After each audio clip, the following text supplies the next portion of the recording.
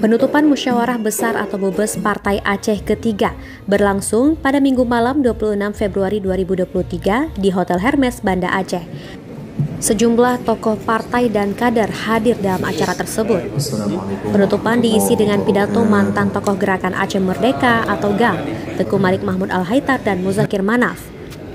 Keduanya berbicara terkait dengan sejumlah isu, mulai dari perjuangan bersenjata hingga bertransformasi menjadi partai politik serta terkait persiapan pemilu 2024. Dalam pidatonya, Tuhabet Partai Aceh, Tengku Malik Mahmud Al-Haithar mengatakan, butir-butir MOU Helsinki harus terus diperjuangkan dalam upaya membangun Aceh yang bermartabat dan sejahtera.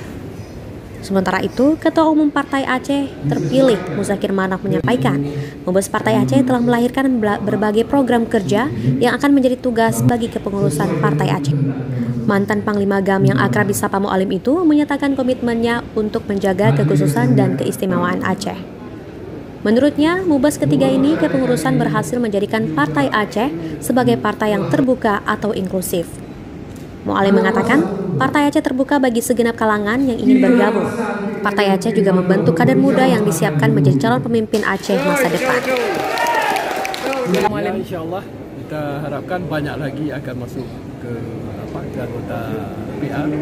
Mudah-mudahan dengan masuk mereka sebagai inspirasi kita untuk memberikan masukan-masukan kepada kader-kader kita untuk masa depan. Insya Allah kami akan bersama akan mendapatkan mimpi kita 50% plus 1. Mudah-mudahan dengan kita bekerja keras ya di seluruh kabupaten kota dan juga satu-satu. Jurnova melaporkan untuk Waspada Aceh.